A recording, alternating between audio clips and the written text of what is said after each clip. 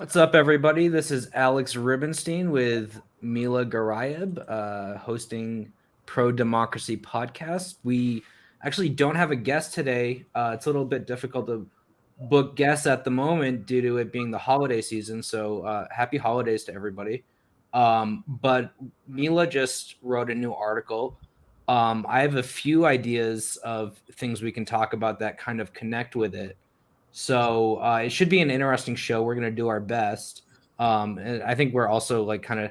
I'm tired from the marathon stream of last week. I'm also, um, as I alluded to at the end of that stream, my fiance sprained her knee, and all three of my dogs got sick, and then I actually got sick for 2 days last week. So it's been a little chaotic. So that's why we didn't go live last week, and I apologize for that for our subscribers. But we hope you enjoyed the show today. I'm gonna put up. So Mila's and actually Mila, you want to tell us what's going on with Yeah, you? I am outdoors. So my apartment like kind of flooded. Because in Vancouver you spend all of your income on rent and then your apartment still doesn't work. And so I have all these like machines up in my apartment that are really loud, so you can't, and I have to keep them on 24/7, including when you sleep. Actually, it's not great. And so I can't really record anything in the house, unfortunately. So I'm coming at you from my balcony. It must be like -15 there or something. No, it's not. Vancouver is like warmer than the rest of Canada. Okay. So it's Well, like, it doesn't usually go below zero. I'm from Um, New England, and now that I've been in Mexico for a while, it gets to like 60 here, and I'm like, oh my fucking god, it's cold. You yeah, know, it is. I mean, I get cold really easily. It's 0 degrees here, so it's this is as cold as it gets for sure. it's So, 0 degrees mhm. Fahrenheit. Celsius. I don't Oh, really right, know. yeah, yeah, Yeah, I right, because America's special. Yeah, you guys are really special. And I guess that's what we're going to talk about today. A little Right. bit. Well, actually, I titled the episode today "America's Cartoon Villains," and then I read your article, which I've been meaning to get to, but as I explained, I've been so busy. Mhm. Um, and then I realized I remembered. Oh yeah, she's from Canada. So Well, it's okay because Canada just does everything the US tells us to do with foreign policy. right, So it's it's the not same. really like maybe like we're a bit friendlier with like Cuba, which is why I didn't really talk about Cuba that much in my article, but I didn't Yeah, talk about Cuba at all actually. But like the people I talked about in the article, so like Kim, Putin, Assad, I think the Canadian government and the U.S. government basically have the same line on. So right, it's right. fine. Which brings us to your story. So I'm gonna Mm. add that. Mila's actually just gonna go through her story. And then I have a video that I want to share, and I have an old story that I did that I think kind of connects to it. That would be Mhm. interesting to share with you guys. So, uh, go ahead, Mila. Yeah. So I wrote this article actually. It was based on this appearance that I did on RT on Rick Sanchez's show because he was asking me about Assad. And this is an issue that like I've gotten in hot water for talking about because I I basically am like I was critical of Assad's government. I still don't really think it's great. I think most people from Lebanese, who dealt with the occupation aren't a big fan, but I said that it was better than the rebels. And I thought that Aaron Mate's reporting on the OPCW scandal was very good. So um, I noticed that when searching for truth when it came to Syria, um, people got mad at you for just like suggesting that Assad wasn't this like crazy guy that just wanted to like release chemical weapons on people for fun. Like it was just such a terrible thing to say. Like, you have to be like, no, this guy's crazy. He just wants to kill everybody. And so that's what I had talked about on Rick Sanchez's show. And my argument was that if you caricature him as just this like crazy, unhinged, evil guy, then you can just justify sanctions by just being like, oh yeah, we're just targeting this crazy, unhinged, evil guy. When the reality is that the sanctions in Syria actually did not, like, they're not really targeting the government so much as they're targeting the civilians. And I'm sure most people that listen to the show are aware of that. So I wrote this piece and I said, like, as this subtitle suggests, these leaders need to be treated as rational actors that, in turn, with other members of their government, act based on strategy. So what I mean by that is that in standard international relations, what you usually assume is that states and state leaders act on the basis of self-interest. When you say that people are rational actors, you're not saying that they're good. You're saying that they respond to incentives. So, for instance, you might want to question, why would someone release chemical weapons on like a city when they knew that that would like trigger an invasion, and why would they do that if they had already like? And not only that, but a lot of those things happened like just days prior to like major dialogue, summit and such. Yeah, exactly. So I mean, basically when I start off the article with talking about how people kind of in general look at a state, and they basically reduce it to one leader. And that's something that we do not just with enemy states, like we do it everywhere. So like in Canada, like a lot of people just fixate on Justin Trudeau, which is so funny to me because it's very clear that he's not calling the shots at all. Like he probably doesn't know like what day it is. Same with Biden, right? Like, right. And so, similarly, oh, this is Trump's America. And so no, I like how you laid that out, because I think that's kind of like a key piece of the propaganda that we don't really examine, because I feel like there's a lot of media analysis on the left, like fairness and accuracy in reporting, for example, but it's rare to see like the what's the word I'm looking for?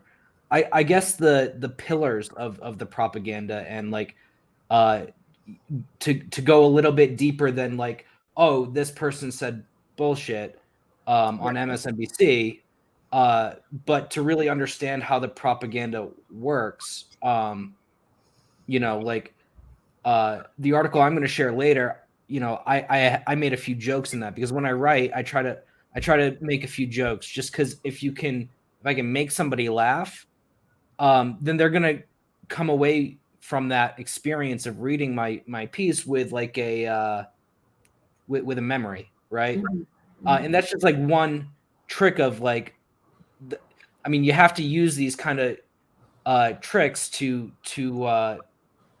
have effective propaganda, right? Right. Yeah, of course. And so what we tend to do is like, instead of saying like this, instead of saying like the Russian government, it's like Putin. Right. Oh, you're a puppet of Putin, whatever, all these like stupid Russiagate things.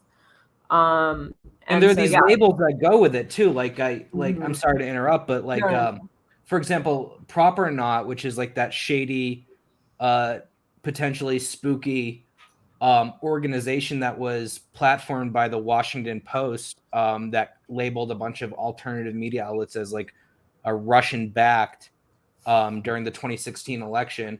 And it happened to, not just websites like RT that are actually Russian backed, but like actual alternative independent media.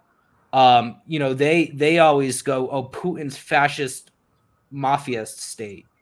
So you have these labels that kind of get assigned to each one. North Korea is the Hermit Kingdom, for example. You know what I mean? And And that's that's like very a propaganda technique that like helps it stick with people, you know? Yeah. Well, it's kind of similar to like how why Trump's rhetoric was so effective. Like he'd give people names like Sleepy Joe Biden or like you Rocket know, Man. yeah, exactly. And Pocahontas. yeah, Pocahontas. And so you do that. But you know, one of the things is when you reduce a state to one person, it's not just like propagandistic, but it's actually factually inaccurate. This is not how states work. You know, even in a dictatorship, it's not like, yes, one leader can have a big impact, but there's always other mechanisms at play. And so that to me is very important to consider. So I was saying though that like with countries that are demonized by Canada and the US, and those are the countries I'm focusing on just because like geographically for me that makes sense to focus on these places, and also um, because I consider the US like our global hegemon. So first I talk about Gaddafi, and right now I'm actually writing a very lengthy legal research paper on the International Criminal Court's intervention in Libya. So I guess stay tuned. Yeah, But I look forward to that. but the research that I've been doing, it's pretty astounding the way that Gaddafi was portrayed. And so here, you know, he was called the Mad Dog of the Middle East by Ronald Reagan, and recently there was a documentary that referred to him in that way. And if you notice, like, there's also I didn't mention this in the article, but there was also a movie made by Sacha Baron Cohen, The Dictator, that was actually meant to be a caricature of Gaddafi. Um, what's not mentioned, of course, is that like there was governance in Libya. Gaddafi wasn't just doing whatever he wanted. He was in the midst of like trying to create a united African Union. He was in the midst of trying to create an African currency. These are not the actions of like a crazy, irrational madman. And like you can disagree with the things he did, but he, at the end of the day, still acted based on strategy and incentives. I think part of this probably has to do with racism as well. Like if you want to look at like an African or an Arab leader, I think they're easier to portray as someone who's like crazy and unhinged and just wants to kill everybody, more so than say someone like Putin. If you see the depictions of Putin, they still kind of view him as like cold and calculated at the very least. But if you look at Arab leaders, for instance, the way that they tend to be portrayed is like, you know, they're crazy and they just want to kill everyone. Unhinged. Yeah. And so similarly, and this one I mentioned Assad in this paragraph as well. Mugabe is another good example, you know. Yeah. And yeah, so like, you know, he just went wild, just unleashed, as I mentioned, just crazy, just went and unleashed these weapons. And so basically, like the way that these leaders are portrayed, we just see them as people who want to see the world burn. And I do mention Putin here, although I do think he is portrayed as more rational than Gaddafi, for instance. Well, that's kind of like a piece of the propaganda narrative against Russia, like historically throughout the Cold War, is that they're shrill, calculating. Yeah, and cold, you know, Right. like and they don't, yeah. And whereas like, but coldness has a certain rationality that's tied to it, whereas like the Arab Right. leaders, they tend to be portrayed as more hot-headed. But there Yeah. was the link that I have here, is a magazine cover that depicts Putin um, with like fire in his eyes. Pull it Let's see. up. Yeah. Yeah. I have to stop and then reshare. Hold on. You should just be able to click the link. No. Let's Oh, see. because you only shared that window. I just shared a tab because I have like a million tabs open about Gaddafi right now. It's kind of I love um, that when like I'm doing like an investigation and I have like, 70 tabs open. There's a great yeah. Chrome extension I use called One Tab if you're looking to do investigative reporting or what you're doing, I would highly recommend it. So Oh yeah, yeah, so beautiful. here is like an example of the depiction of Putin, and it's like public enemy number one. And I think like a lot of this comes from like I think especially Americans, like their conception of politics literally comes from like the movies. Yeah. They're raised like with this kind of idea that there's a villain that looks like this, that's fire in his eyes, public enemy number one. Like instead of, again, we're all just on the world, they're all on the world stage and they're all responding to incentives. There's not, um, it's not like, oh yeah, okay, like everybody, some people, like the US is good and they're making decisions based on like the good of the world. Whereas like Russia just like is just like out to like ruin everyone's life. It's just this is not how politics works. So basically, I'll pull up the article again. So basically, what I was saying in my article is that you end up losing sight of basic international relations analysis. So this is what I was saying before. So like I used to, I have a degree. I'm shamefully have 2 degrees in political science, but I used to TA a class in international relations, and like this was like common knowledge. Like I would teach like game theory, for instance, and when you learn game Oh theory, boy. I I'm won't get sorry. into it, but That's it's like, hilarious. but yeah, like when I would teach game theory, like you make these like matrices, and like you assume that every political actor is going to act rationally and do what's in their best interest. And a lot of times on the international stage, doing what's in your best interest means having restraint. It doesn't mean being unhinged. And so, like, there are actions, especially just like senseless violence, that do not make sense in the context of like state behavior. And so, like, when you say, like, oh, this doesn't make sense that a leader would do this at this point. So, for instance, what Gaddafi was accused of doing a lot of weird and irrational things, like getting his soldiers to like mass rape people with Viagra. Questioning why someone would do that is not saying, yes, I endorse every single thing this leader has done. But unfortunately, that's how it's taken, right? So, like you see with Aaron's reporting, for instance, the Young Turks were smearing him as like an Assad apologist for being like, why would Assad release chemical weapons at this point?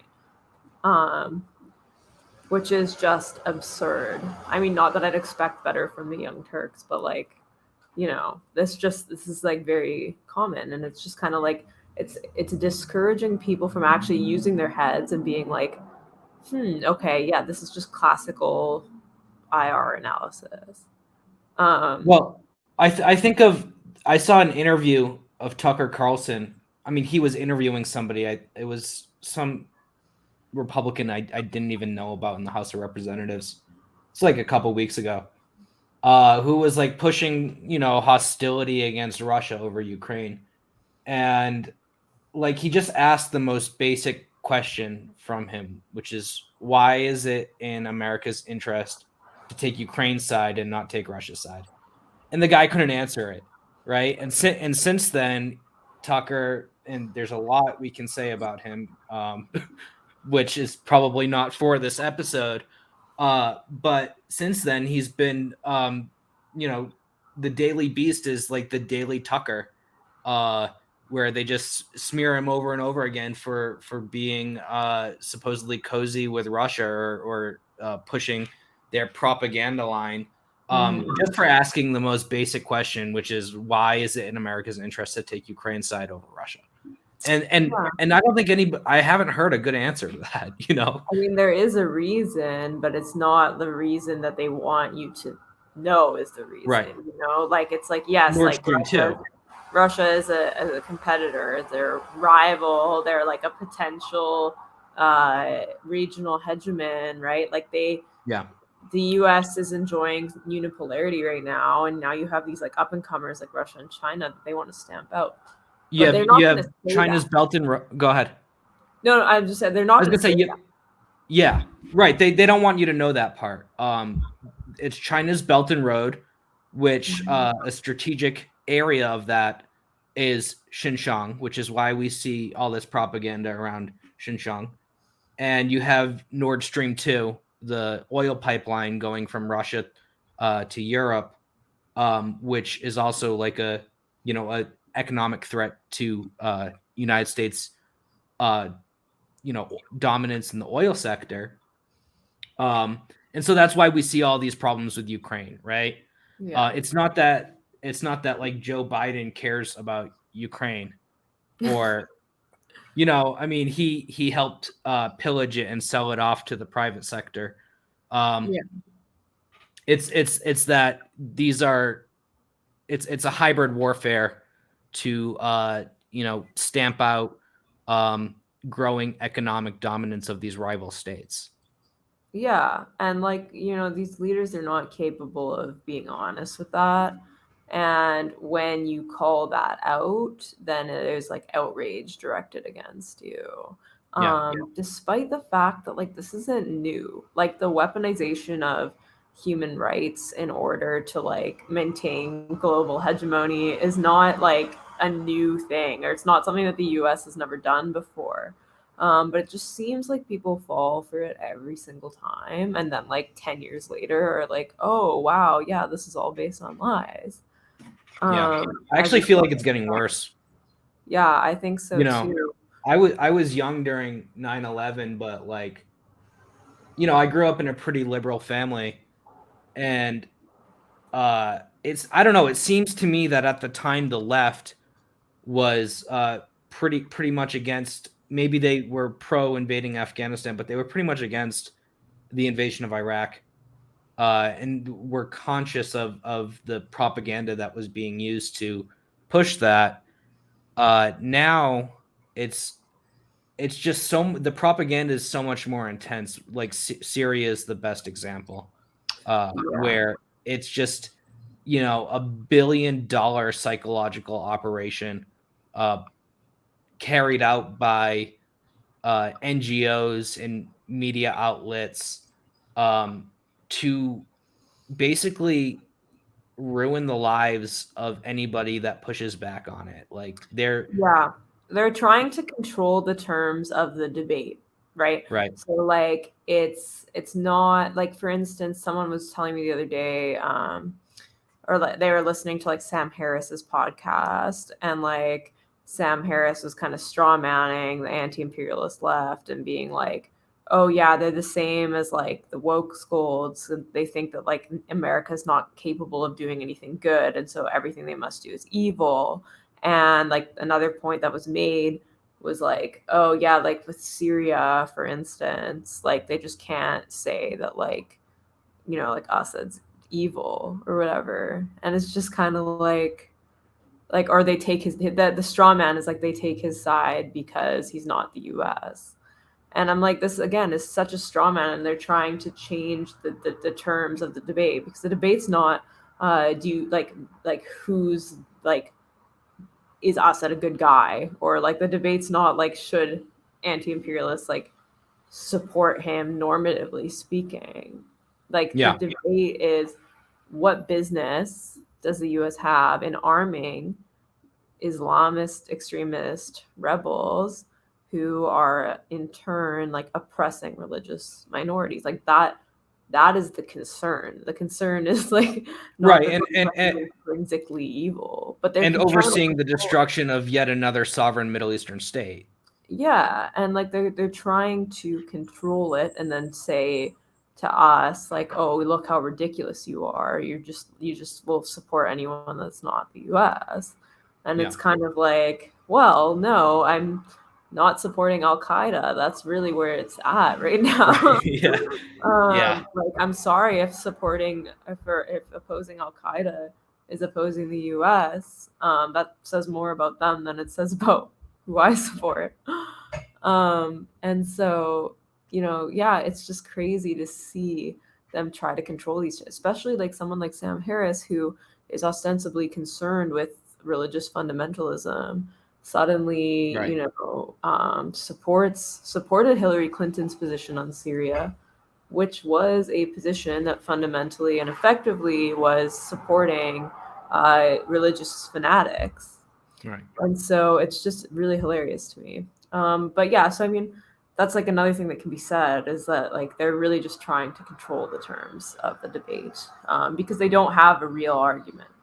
Like Right. if they had a real argument, they would not try to change the goalposts or misrepresent what we're actually arguing about. Well, like you said earlier with Russia, it's never about what they say it's about, right? Mm-hmm.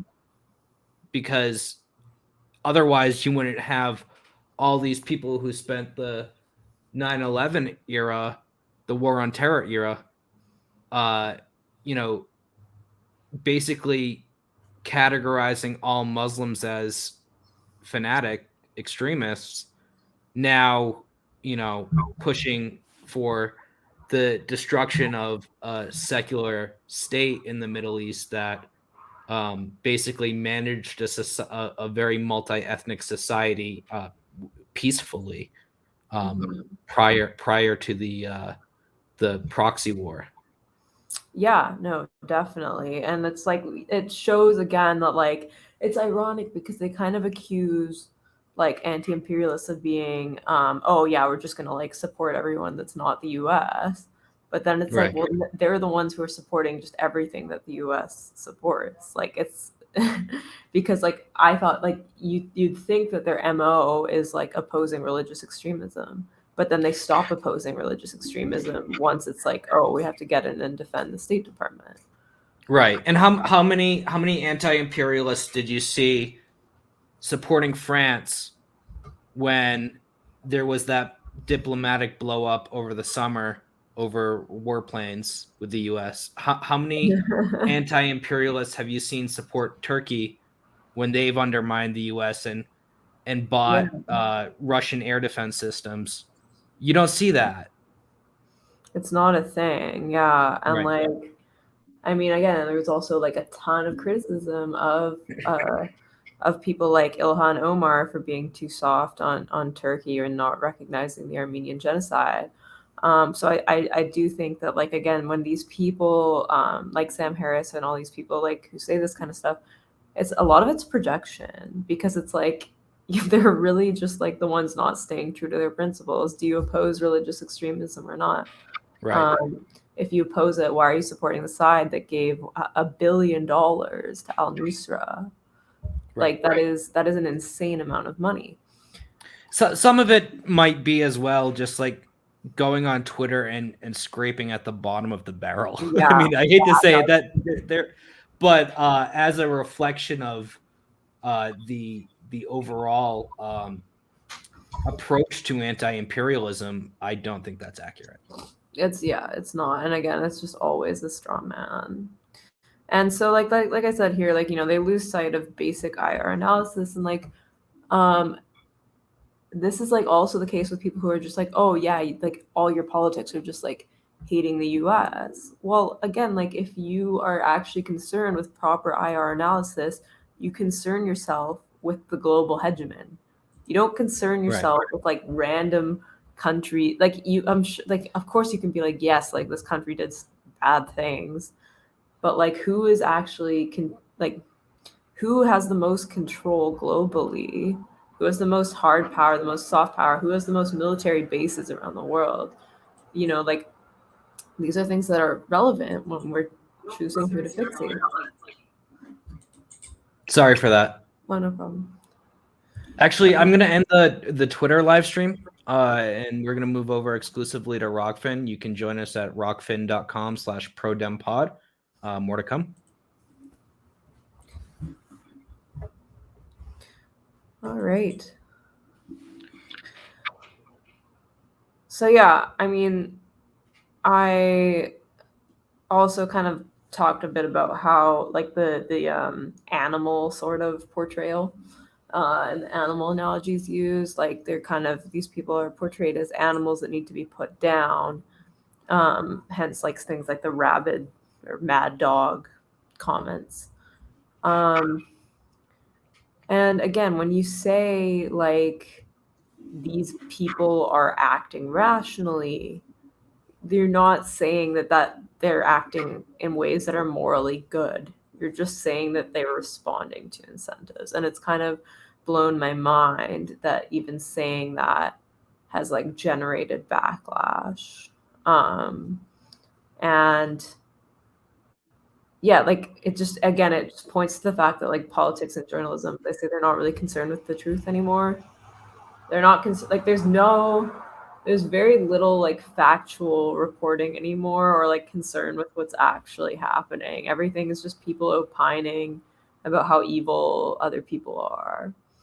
And so I've found that to be kind of ridiculous. No, it's a good article because it really just kind of hits at this issue that's kind of glossed over a lot of the time, I think. Yeah. And I like how you talk about how this caricaturing of foreign leaders is common, and you use the example of Putin and Gaddafi and Assad. But then you very importantly note that it's the standard with North Korea and Kim Jong-un. Yeah. Especially like, so I do spend some time on Kim Jong-un. I also, like, I mentioned Saddam Hussein here because I found out that they compared him to Hitler like over 1,000 times, like Yeah. in the media. Look, you should just read that line real quick because I think it's important. So I said, like, a Gallant Foundation study reported on by the Yale Review of International Studies found that the U.S. print media compared Iraqi President Saddam Hussein to Adolf Hitler at least 1,035 times between August 1990 and February 1991, which is the period leading up to the Gulf War and through its end. And this media narrative then portrayed Bush as this brave hero confronting this monster or beast or madman. And this is like what made him enjoy American support for him and his government. And so like this gave him a bolster in public opinion, and it also manufactured consent for this war that really Americans had no interest in. Like, American weapons companies had interest in this war, but like, what did the American people gain from this war? Like, yeah, it's, and I'm on Google Images right now, and I'm just doing various research, very investigative stuff. I'll share it real quick.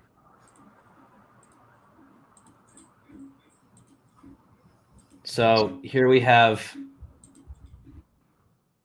Nicolas Maduro as Hitler. Oh my God. We have Putin as Hitler with the mustache. The Hitler stash says Person of the Year. And The Advocate is an LGBT magazine. Yeah. Who should I try next? Assad. Assad for sure, yeah. Yeah. I mean, he kind of looks like Hitler, to be honest. Like, it doesn't really help. A little bit, yeah. That's fair enough. You know, I can't. Yeah, hear protest signs. You know. Yeah. So of course it's ubiquitous because it's like Hitler's like the most evil thing anyone can think of. I don't know why I'm getting all these pictures of. Okay, because Sean Spicer, I guess he. because he said even Hitler didn't gas his own people. Oh, did he say that? What the fuck? Yeah. I guess I memory hold that one. Yeah, like people were like, "What?" So yeah, not appropriate. Like, that's kind of awkward to say. Yeah. I did talk about North Korea because I've noticed that people really like, North Korea is the one that people are really crazy about, like, and it's not their fault. I'm going to talk about that too after. Yeah, like, we're all raised, like, I was raised in this way too, where like you think that North Korea is just like totally unhinged, like very irrational, and it's just based on like the whims of like one guy, and that's why they're irrational. Everyone's mass brainwashed. They can't do this, they can't do that. And it's like unbelievable. There's Vice documentaries that like support this narrative, you know. And it's like no one's saying it's like I have no idea like how good or how bad it is, but I just know that like a lot of accounts of it have come from defectors that have been paid a ton of money, and like a lot of these accounts have then been challenged or debunked.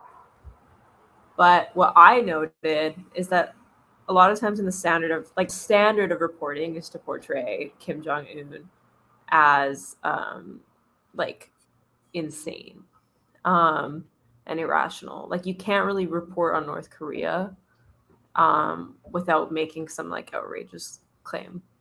And these are major outlets, so I'm talking like the BBC, for instance, and they make these like claims that inevitably end up contradicting each other because they're just so crazy.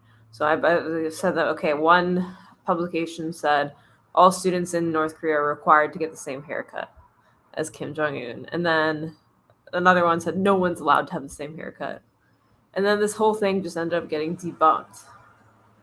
Yeah, And there's no haircut regulations. yeah, I mean, maybe people might look at you funny if you dress like a Western techie, but I don't think they're gonna arrest you for it. yeah, No, and I mean I've talked to a few people that have actually been to North Korea, and it's been described to me as exceedingly normal.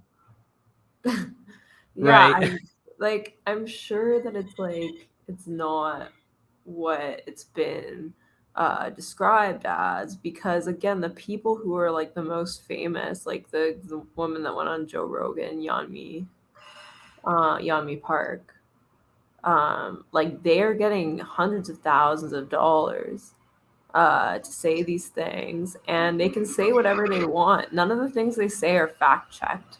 None of the things that they say are verified. You can just say whatever you want, and like they'll be taken as fact. You cannot do this about like anywhere else. Like even countries that the U.S. doesn't like, there's still like pushback. Some standards, yeah. Yeah. Well, the thing is I think there are those standards there because a lot of the enemy states of the US have pretty sizable, I guess, more pro peace leaning lobbies, right? You take Mhm. Iran, for example. There's a lot of uh, in Washington specifically. There's a lot of people, organizations that push back on war with Iran. Mhm. So you so and you know with there's a sophisticated apparatus of media and NGOs that don't want to see their homeland totally destroyed, which isn't, always a reflection of diaspora communities, but in Washington that exists. With North Korea, there's not. They don't have media, they don't have people that are gonna like fact check for them. They really don't have any friends. I mean, I shouldn't say they don't have any friends because actually, fun fact, I think one more country in the world recognizes North Korea than recognizes Israel. So, in fact, they do have more friends than the only democracy in the Middle East. But there's not really a lobby that advocates for that, which is why it was so surprising to me to see that detente that was pushed by Trump. Yeah. And again, but you see, like, when Trump was trying to push for that, like, he was criticized by people to his left for doing that, and Yeah, just being like, oh, Trump loves dictators. yeah. It's kind of like, again, like, again, this is another example where they're just kind of reducing this whole issue to like a conversation A between two bromance. guys. Yeah. Yeah, And it's it's like, just a bromance. That's all you well, need to know. yeah, but it's like US North Korea relations are much more complicated than that. Right. And like if anything, like the US should be trying to make strides towards peace and reparations for what they did to the North Korean population. And We're so we're yeah, we're talking about 20% of the population killed in the Korean War. Not a single Mm-hmm. building over 2 stories left intact. Like I think it was like 80% of buildings destroyed. Yeah, and Uh, it's like they wonder why they're hated. Douglas MacArthur wanted to drop 36 nuclear weapons on China to, during the Korean War. He was the lead general in that war. So totally psychopathic, actual cartoon villain behavior from the United States in that context, Mm-hmm. as opposed to, Kim Il Sung, who was actually a very respected statesman.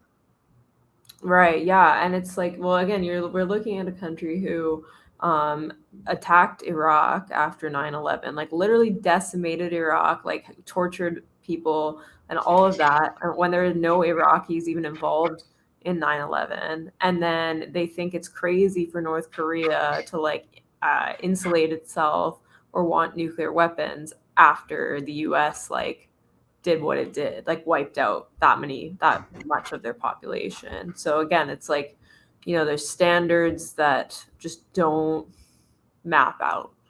Right. And so especially when it comes to nuclear armament, which I also discuss in this article, is that the idea that Kim wants a nuke um, just to just have a fantasy where he just blows up the whole world. Like this is kind of the way they portray it. Oh, if we give this guy a nuke, the whole world's going to be blown up. Or they're going to attack the U.S. for no reason. And I brought up this point because, again, like Libya is a example where the leader gives up their nuke and then gets brutally murdered, and the whole state falls apart. So again, this is just rational behavior. Like there is nuclear deterrence is a real thing, and saying that this is rational behavior and that this is an attempt at deterrence is not being like, yes, Kim Jong Un has done nothing wrong. It's literally again just being like, this is how state behavior works. People want to deter aggression, and so, like, they watch what happens when other states give up their nuclear weapons, and then they learn from that. It's not like it's not necessarily like saying that is not being like, yes, like they should have like unlimited right to like nuke the world or whatever. Yeah. Um, Nobody's pro nuclear holocaust yeah, and again, it's just another example of like, except for MSNBC. oh my god. Yeah. Sorry, I'm gonna cover up my ears because it's getting really cold. You must be freezing. You're I gonna know. get sick. I know. But I thought I had COVID, but like I ran like 25K today, so I was like, there's no way that I have COVID. Yeah, probably not. Um. Anyway, so yeah, guys, don't worry, I don't have COVID. Um. So yeah, so I was just saying, like, North Korea gives up their nukes. This is what, or sorry, Libya gives up their nukes. North Korea watches this. They learn from it. Um, like it just makes it. Same with Iran, which I didn't really talk about in this article, but Iran is another example where it's like, you know, for them, it like, first of all, there's no evidence that they actually have nuclear weapons, but like there's all this, speculation like, oh no, like they're gonna get a nuke. If they get a nuclear weapon, it's just going to be a deterrent. And like that is quite rational behavior given the history of the US's involvement in the Middle East. That doesn't mean that And Israel. And like that doesn't mean that we think that like they should nuke the world. Like it just means that like this is an act of deterrence, and it's like normal and rational in the circumstances. It also doesn't even mean that we think that they should nuke Israel, right? I mean, Yeah. you look at that dynamic where it's like so scary for Israel that Iran might supposedly so scary for Israel that Iran might get one nuclear weapon, when it was revealed in leaked emails from Colin Powell, leaked emails from WikiLeaks, that quote, the boys in Tehran know Israel is sitting on 200 nukes. That's a one singular quote, because I'm not saying it perfectly. I don't remember the exact quote, but Right. so Israel, Colin Powell, former Secretary of State, said that the Tehran knows that Israel has 200 nukes. So, one nuke versus 200, and I'm sorry, but do you really think that Iran is going to bomb, just totally decimate the third holiest site in Islam? It doesn't make any sense. Yeah, it doesn't. It's just a deterrence, and it's basic. This is very basic IR principles that I used to teach, and it's so funny to me to come out and say this on Twitter, for instance, and that people jumped down my throat for it. And so yeah, so I kind of just said this the last thing I sort of touched upon is popular support for these cartoonish leaders, which was a bit this was not something I had been planning on addressing, but my editor suggested that I do, because I do think that polling data on and stuff like that is very hard to get and not necessarily that reliable. But I do think that I do know people who are from these countries, whether China or Syria, who do support these governments. I know a lot of Syrians who support Assad and didn't used to, but did in light of the fact that the rebels were trying to kill them because there's they're religious minorities. I don't really fault them for that. But again, the popular support for these governments is really they really try to minimize it, and you kind of see that a lot with China as well, where it's oh, I don't hate Chinese people, just the government. It's a very common thing to say. The Chinese government has some of the highest levels of popular support of any country in the world. And I've talked to some people and asked them why, and for various reasons. Some people have told me oh, I like that they take care of us, but or I like that they fight corruption, whatever. But instead of people thinking, oh, okay, I wonder why this government is popular, it's oh no, it must be brainwashing. Yeah. And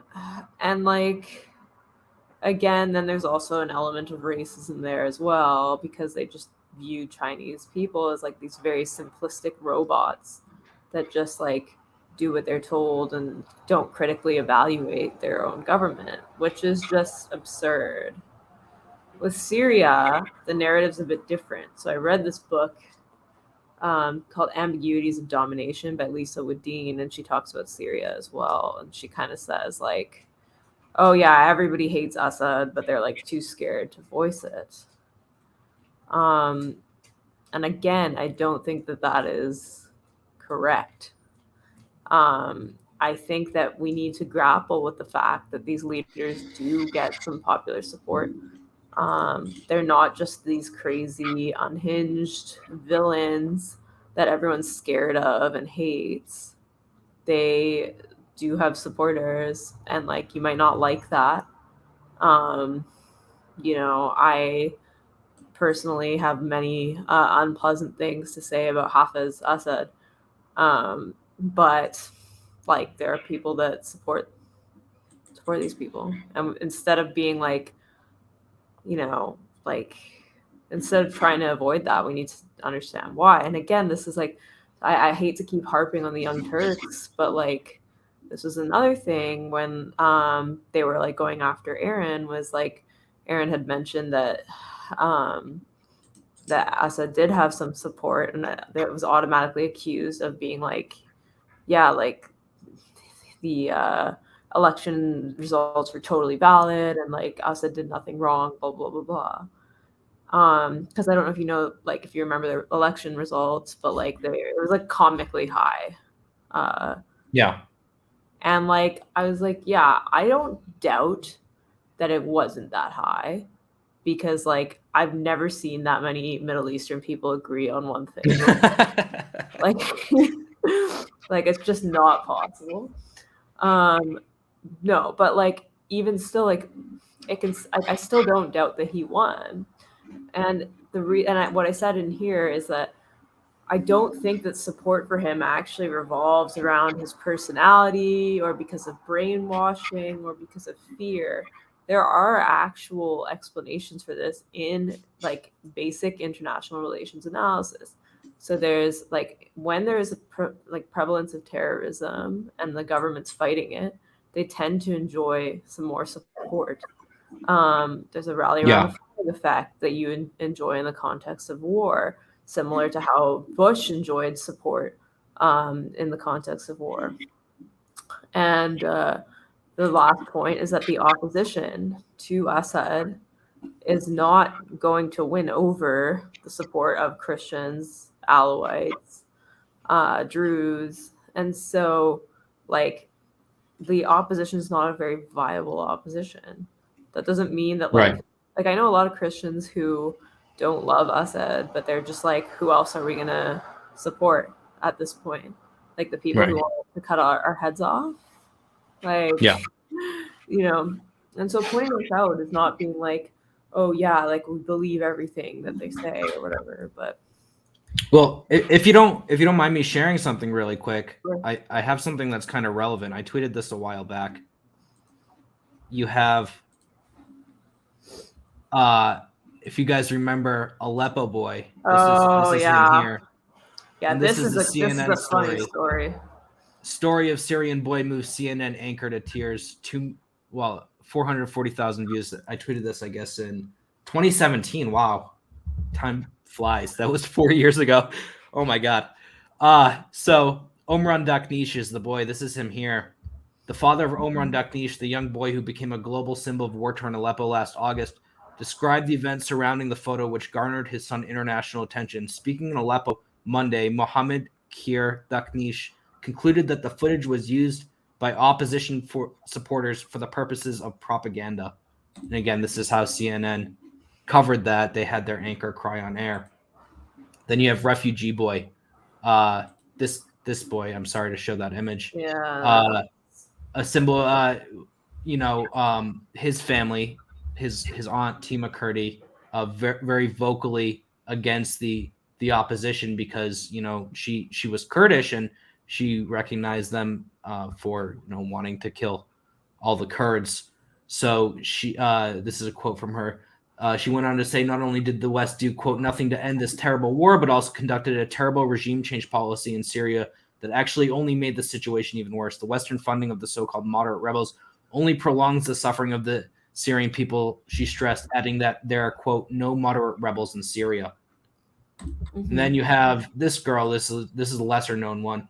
I tweeted today, yet another Syrian child appears to have been exploited by terrorists. Left, she can be seen in a video produced by Islamic rebels saying, what type of life is this? We have had enough.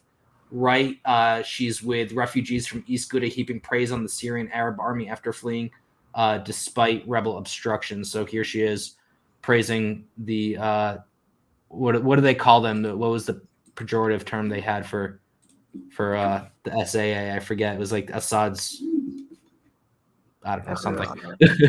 I forget. Yeah. It seems so long. I can't believe that was 2017. I tweeted that thread and just like, yeah, well, that is like an important point to make, though, because like again, like I think a lot of the support that Assad enjoyed was just the lack of was that from minorities who were sick of the opposition. And if you criticize the opposition, I was shocked at the amount. We're sick of the war, Yeah, and like I was shocked at the amount of like people that got upset at me for criticizing the opposition. Like I got called Islamophobic a lot for that, which is funny because like half my family's Muslim. But like I was just kind of like, I think if you think that these guys are representative of Islam, then you're Islamophobic, not me, because most Muslims, I would hope, and I'm pretty sure this is correct, that they do not want to ethnically cleanse religious minorities. So I kind of conclude this piece by saying that, admitting that there's, complex relationships between leaders and their population. This is not, being like, oh yes, so they're actually like good again, because there's reasons why people are supported.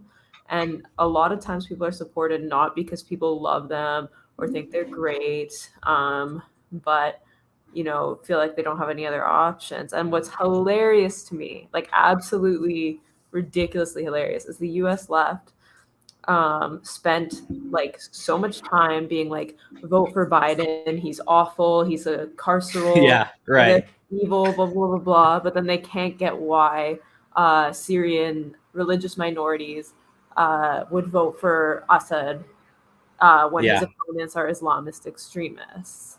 No, that's Like, an excellent point. I that to didn't me is even consider. hilarious. It's Um, yeah. like, and again, it's funny because like for me, like I can admit why I think Assad has support, and again, people get so upset about that. But yeah, it's just funny because all these people being like pro Biden, who is more deaths on his hands than Trump throughout his career. Yeah. Uh, that they're fine with that.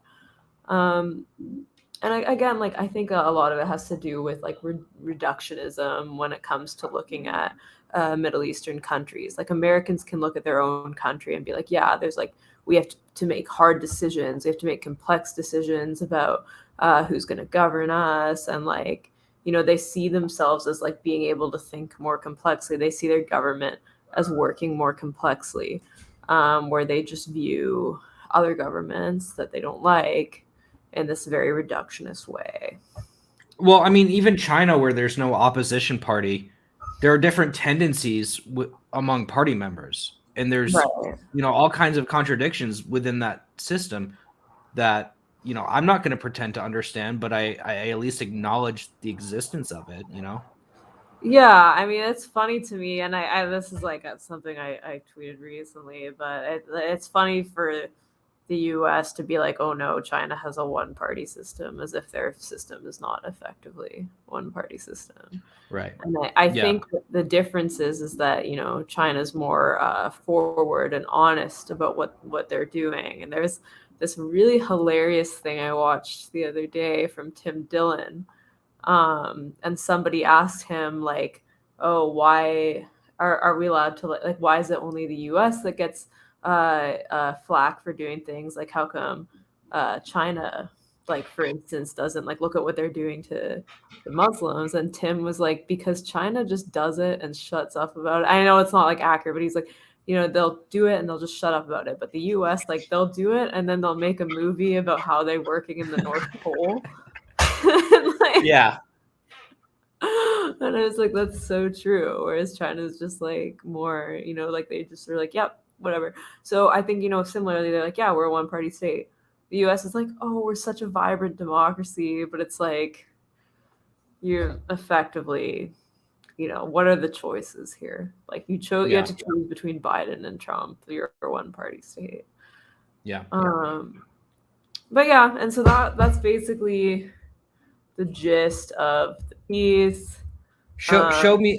I hope all our followers, because we did like share your entire article. So just go click on Mila's article just to get her numbers up. If you enjoyed seeing it here, I feel almost a little sorry for Read Passage that we that we broadcasted their entire article. But well, they do pretty good stuff. Yeah, Passage is not paywalled, so anyone can read it. Yeah. But yeah, they do put out some good stuff. I've written for it for a while, so I have like I don't agree with everything I've written for it, to be honest. But amazing. Wait, we're allowed to have our views change? I know, but How yeah, is that? these are some of the like we talked about my Cuba one a little bit, and Yeah. this one really got me in trouble, the porn one, but Well, that's an issue that we well, I'm so disgusted by that. I don't even want to talk about that issue today. It makes me so angry. But on the topic of today, I wanted to play a quick segment from this this documentary. This documentary is 25 minutes long. If you ever want to offer somebody a very succinct red pill on propaganda against U.S. enemies, this is the best way to do it. Actually, the documentary was called The Haircut. Have you seen this documentary? No. It was called The Haircut. Is it And about that's what it was on. It was called on YouTube. I guess either the name changed or they re-uploaded it. And it's gotten a lot more videos since the last time I saw views since the last time I saw it. It's got 1 million views now. But I'm just gonna play this really quick clip from it. Basically, the gist is these guys, they're Australians. They have long hair, and they go they play all these clips of the news saying that in North Korea you have to have the same haircut as Kim Jong-un. And so then they go to North Korea and they get a haircut. They get their long hippie hair cut off. But it's funny because they go around Melbourne in Australia, which is like a very hipster area, and they ask everyone, what do you think about this news that you have to get that haircut? I'm not going to play this part. That's why I'm describing it. Yeah. I'll say, oh yeah, well, they're such a propagandized society, and then he says, do you think anything like that would ever be possible in Australia? And they say, no, we're a liberal, free democracy. And then he goes to all the like 10 or so people he interviews, all guys, and he's like, and what made you decide to grow that long, luscious hair? Because they all have really long, they all have the same, they all look the same. So it kind of like shows the hypocrisy of claiming that a society is propagandized, a foreign society, and then all of a sudden, you're all basically dressed the same, you talk the same, you watch the same shows, going for the same aesthetic. But I'm going to play this little clip, which just kind of showcases some of the news clips of about North Korea. Just again, Google, go to YouTube and write, "We went to North Korea to get a haircut." I can't recommend this documentary enough. It's only 20 minutes long. One of the most dangerous countries in the world today. Can you hear it? Mm-hmm. Okay. Where they live. The school kids are ready for war. The Rogue State Conducted its fourth nuclear test. Threatening a preemptive nuclear attack. The U.S. is increasingly being held nuclear hostage. You can see dead people everywhere in the street. Torture, rape, forced abortion, and execution. Wow. That place seems absolutely awful. But surely it's not all bad. This is post haircut. Stuff too, right? No, nothing is normal. Not even the boring stuff. Not even haircuts. New hairstyle that's getting a lot of attention. Men now have to wear their hair just like their leader. Under orders to get a Kim Jong-un haircut. Have to cut their hair a la Kim Jong-un's distinctive hairstyle. And once again, edgy comedians, TV presenters, advertisers, all band together to make exactly the same joke. To ask pedestrians, can we formula? How many haircuts did you get today? Oh, she's been doing it fine. Understand how Here's the Young Turks. unbelievably weird We're just going to make a little off the top. Justin Bieber. Anne Hathaway. The ridiculous haircut and nuclear arms. You're not gonna blow me up. Anne Hathaway. I'm just gonna play it for another. They're gonna show a couple more clips, I think. The only problem here is that the head couple never existed. If we dig through the sources back to the original article that's part of this writing story, we arrived in Washington, D.C.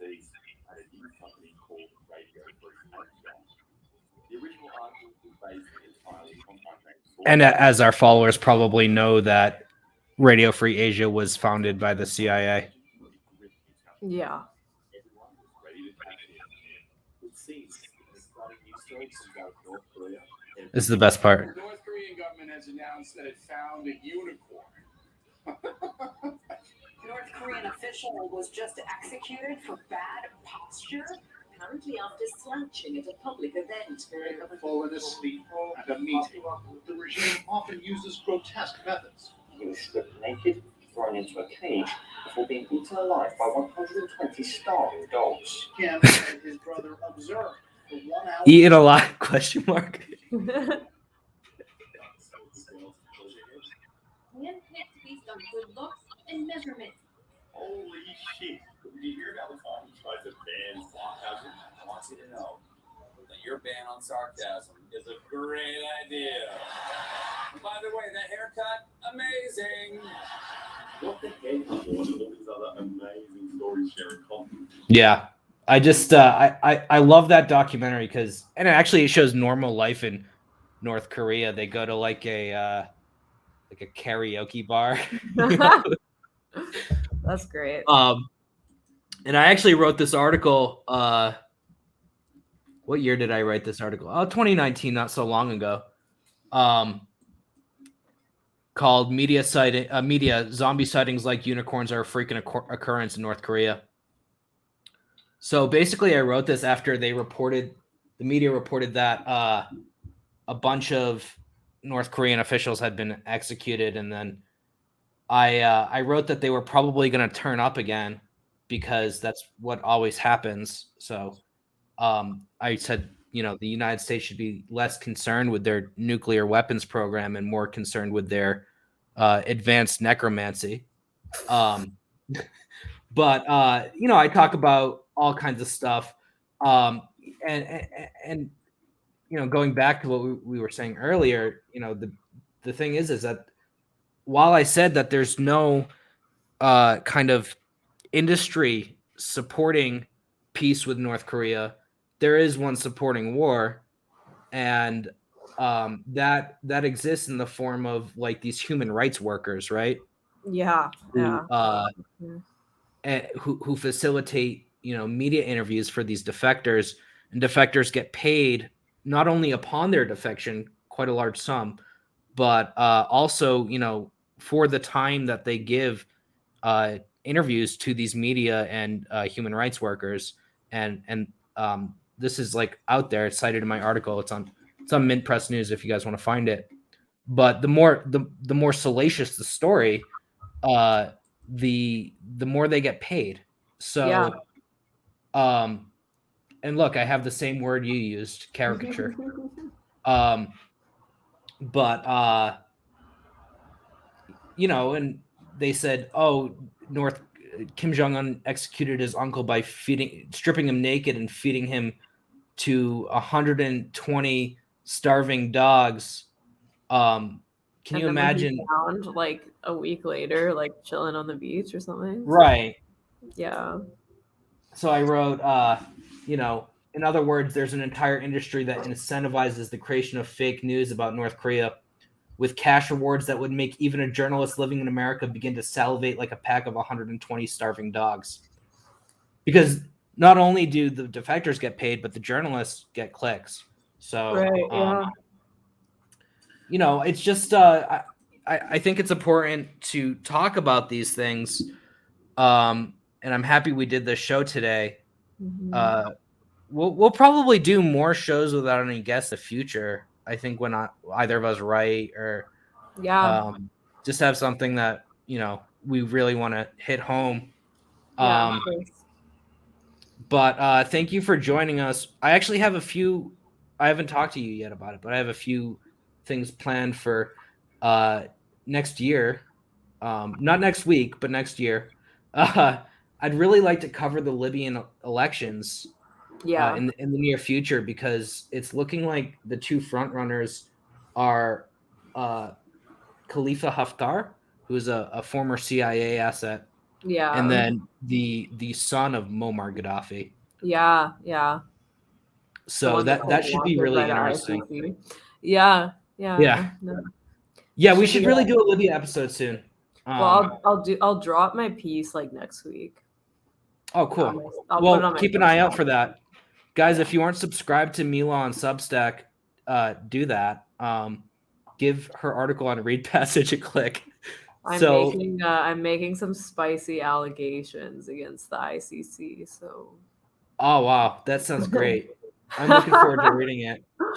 Yeah. Well, it's I think there's two people that the ICC likes to go after, and that's Africans and Serbs. But Yeah. Yeah. There is they were called the infamous Caucasian court by like one of the African leaders. I forgot who, but I thought Yeah. that was really funny. that is funny.